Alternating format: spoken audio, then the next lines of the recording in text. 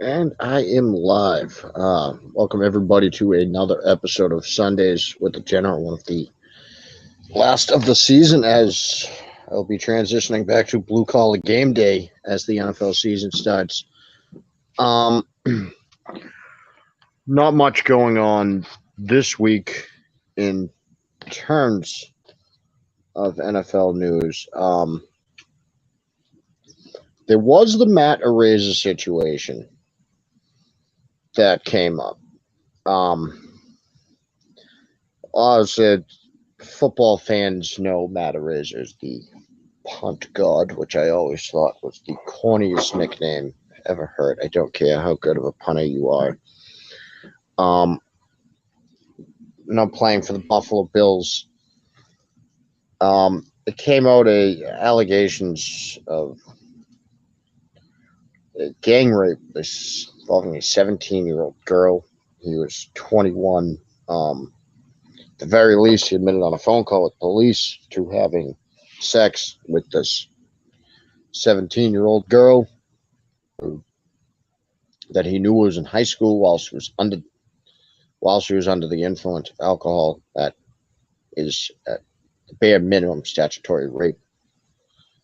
Um, but the Bills released him on Saturday. They didn't dress him Friday night for the preseason game. But so now there's all these people out there saying, "Good on you for the Buffalo Bills. Good on the Buffalo Bills establishing this culture." They gave this McDermott comes out with this whole emotional speech. Brandon Beane talks about the Bills culture. And, you got a lot of these check marks out there defending them. The problem that I'm seeing here is that these allegations, that the Bills knew about these allegations on July 31st through emails with them and the victim's lawyer. And they did nothing with these allegations. They sat on these allegations. They didn't give a shit. They just sat on it and they waited till everyone else found out about it. And they waited until people got pissed off, and then they were like, "Oh shit, we're gonna cut this guy." They the Bills look terrible in this situation. There's no saving face here. You can't. You cut a guy because you found out the PR looked bad because you had a known rapist on your team. This These people with the innocent until proven guilty and all this coming out to defend them. First of all, I hate to break it to any of you, but innocent until proven guilty is the biggest load of crap that the justice system ever fed any of you. That's never been real. If I was accused of rape, I'd probably lose my job, and I'm not in the NFL. They held on. They just sat on these allegations. The Bills. I don't care that they released them. You can't talk about a culture when you cut the other punter on your team a week ago. You kept this guy. You sat there and you had your coach propping him up and doing these rah rah. Oh, he's the punt god. Yeah, he's the punt god. It's just disgusting. Absolutely disgusting by the Bills. It doesn't matter that they cut him because they only did it to save face to everyone else. They did it in response to the bad PR. It was in response to the backlash of, wow, holy shit, they kept this dude on the team for fucking weeks after they got these allegations. Just can it, Buffalo. There's no saving face here. There's no talk about culture here. You didn't care. You don't care. You would have kept him on your team if nobody said anything. You would have kept him on the team if the media didn't release it. And if people didn't immediately jump to, wow, how the hell is he still on your team? And the reason I know that is because you kept him on your team after you knew about it on July 31st. The NFL and these NFL teams all want to keep acting like they care about this shit. And, the Deshaun Watson situation already showed that they didn't. This situation, again, shows that they don't. It's a sad fucking truth, is that these billionaires do not give a shit. They do not give a shit about anyone. They do not give a shit what these people do, as long as they can hide it, and there's not bad PR from having that person on the team. They do not care. And if you're good enough to overcome that bad PR, they don't care. They just don't care. We already knew this, and it's disgusting. It's a sad truth of the world we live in. I'm glad Matt Araiza is out of the NFL. Anyone who read the article on this story, these allegations are disturbing. It's graphic. It's terrible. If this is true, then somebody like Matt Araiza is the scum of the earth. He does not deserve to walk around the same earth as us. He doesn't deserve to breathe the same air as everybody else because he's scum.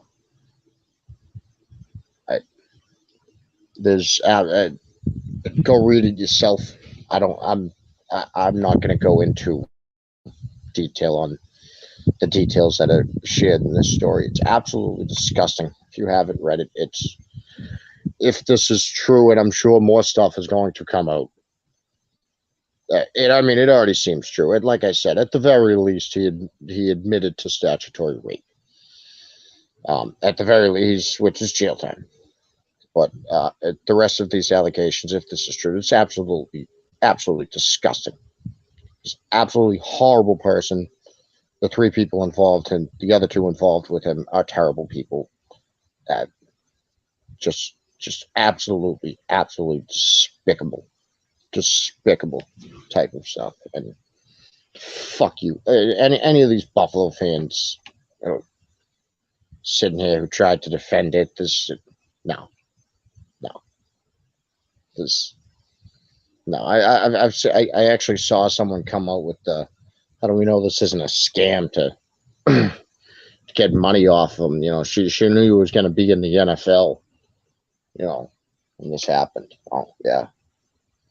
Yeah, because rookie punters, yeah, that's the big money player that these women are targeting. Rookie punters. Shut the fuck up. Anyway, moving on from that, was Celtics fans all simultaneously had a heart attack yesterday afternoon seeing Danilo Gallinari. That name is going to screw me up all season. God damn. Got injured in a EuroLeague game. That picture of the knee just looked absolutely terrible. Everyone overreacts. It's the Twitter doctors. They overreact to all these injuries. I will say it looked bad. Once again, these always do. Then Celtics fans all again simultaneously rejoiced this morning when Shams reported that it was just a torn meniscus. There's no ligament damage, no ACL damage. That's still disappointing news. Celtics can never stay completely healthy, but it's not a terrible recovery. Guess I'd rather he tear his meniscus now than later on. It's about 6 to 8 weeks, I believe, is the actual timetable on that return. That would put him back right before the start of the season. I don't see them rushing him back, as he is just a death piece. Just glad it's not as bad as it looked. Hate to see players getting hurt I could have made a banner for it. That's actually Chet Holmgren. Looks like he has ligament damage in his foot after playing in a pro-am game. You gotta feel for that guy's gonna miss his entire rookie season. Oklahoma City has applied for a disabled player exception for him. See how that goes. They didn't give a shit when the Celtics lost Reggie Lewis.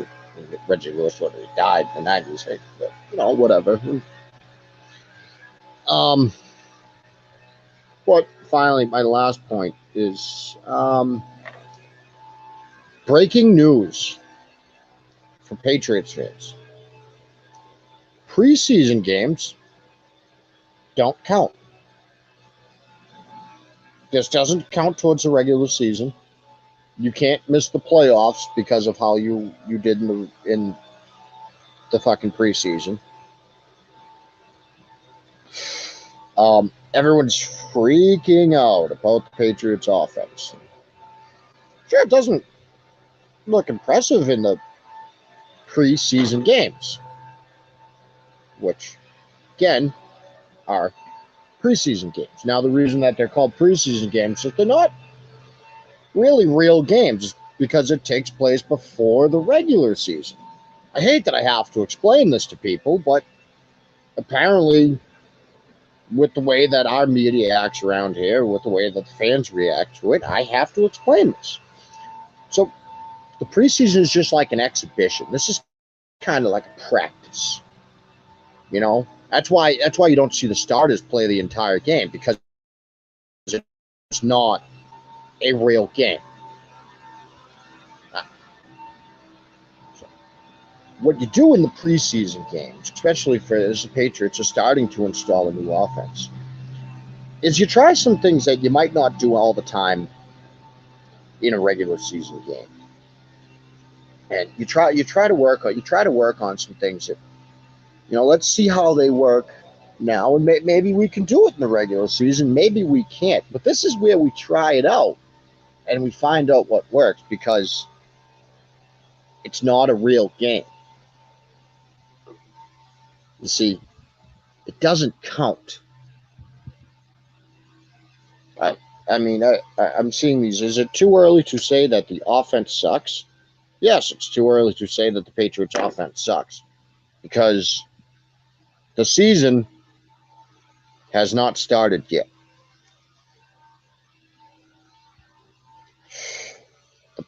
None of this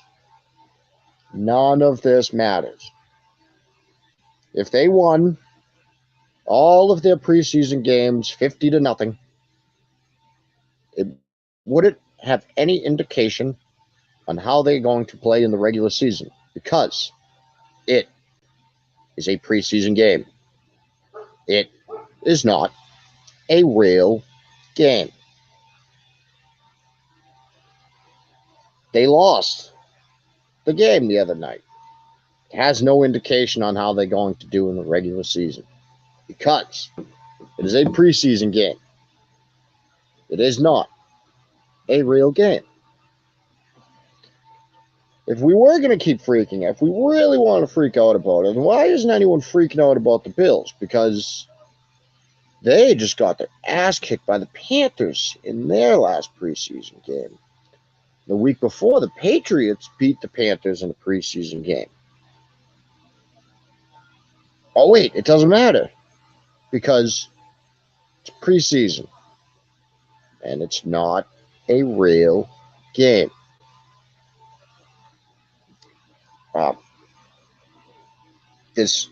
I would understand concern for the Patriots offense if we were 4 or 5 weeks into the season and they couldn't put any points on the board and they couldn't win games. Yeah, okay, sure. Toot your horn to all you Patriots fans who are rooting for the Patriots to fail. I still don't quite understand that. Anyway, that's logic that we'll tackle another day, I guess. Patriots fans who want the team to lose. Yeah, very normal stuff going on around here in New England. But again, None of this matters. This is what you do in the preseason. You find out what works. You find out what doesn't work. It's practice. It's, like I said, it's an exhibition game. It's not real. Doesn't matter.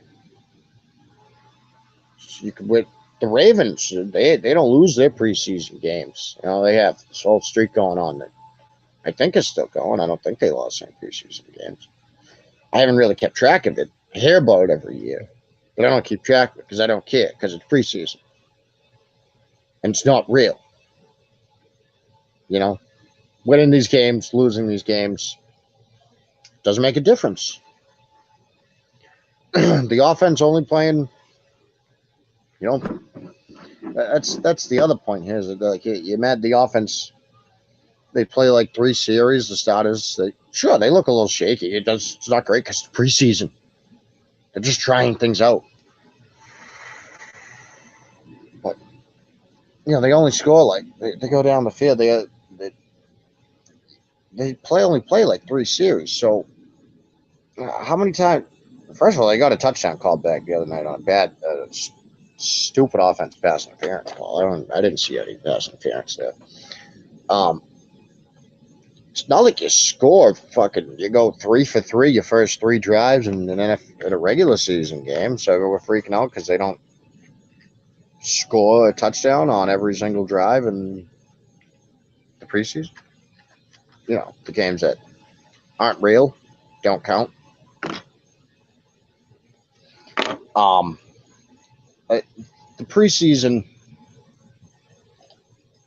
what you use the preseason for, what you watch the preseason for is evaluate individual players and how they look. You know, you like to see how some of these rookies look at times. Like Cole Strange, we've gotten to see a little bit in the preseason. Cole Strange looks great to me on the offensive line. That's a player yes, that guard that the Patriots shouldn't have drafted because you guys just hadn't heard of him. Great job. He looks good. He looks like a good player. You see a guy like Malik Willis in Tennessee, looks very talented, making some great throws under pressure.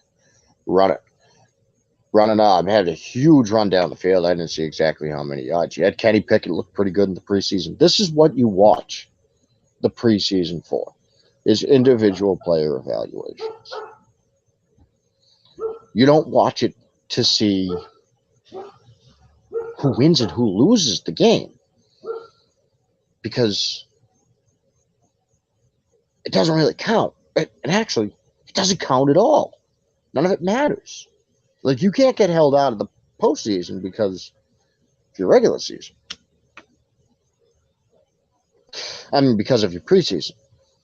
You just can't. It has no effect. It has no indication. You can get a look at how some players might translate to the NFL. You can get a look at, this is the preseason games, is like we've always said, is used for guys to get their chance at making the roster. The starters only play a couple of series to work out some grooves and maybe try some things out. That's it. It doesn't matter. It's not real. It's not a real game. I know that's hard for you all to believe, but it's true. The preseason games are not real. I've never seen people freak out this much about preseason before in my entire life. Personally, the Patriots are going to be fine. To sit here and just assume that Bill Belichick of all people is just going to go into the season, not have a plan and not know what's going on, not have anything figured out. It's just plain ignorance. Okay? It's this whole who's the offensive coordinator thing. It's not that big of a deal. Personally, I'm fine with either Matt Patricia a judge calling the plays. Everyone wants to point at Joe Judge and that, the quarterback sneak on like 3rd and 7 and zone 20, but Joe Judge wasn't calling the plays for the New York Giants. Jason Garrett, the clapper, was. I'm not saying Joe Judge is a great offensive coordinator. I'm not saying that Patricia would be a great offensive coordinator. What I'm saying is that I can't say either of them would be a bad offensive coordinator because I don't know. I've never seen him be a coordinator. We haven't had either of them named, and that's also fine. Patriots have several times over the years with Tom Brady gone without an offensive coordinator named. They went to an AFC championship one of those years in 2006. A title's a title. We'll judge how things are with the offense on how they perform in the regular season, how they perform in actual games that matter. Okay, that's what I'm going to look for, is how they perform in actual games that matter. I do not give a flying fuck about how they looked in the preseason. I don't care. Never going to care. You can't make me care. And that's it. Anyway, folks, that is all I got for you this week. I should be back next Sunday to look forward to the NFL season, which, again, remember, for the season on Sunday game days, I will be transitioning back to an 11 a.m. start time for Blue Collar Game Day. I can't do the 12 o'clock during the season and give you all my picks and then get my picks and my pregame and done. So I got to leave myself enough time before 1 o'clock because 1 o'clock on NFL Sundays is sanctuary to me. So I have to leave myself my pregame time and my gambling time, my last-minute fantasy tinkering time. That is why for the NFL season, I'll be moving back to my 11 a.m. start time for Blue Collar Game Day. Anyways, folks, I will see you all next week. Thank you for tuning in.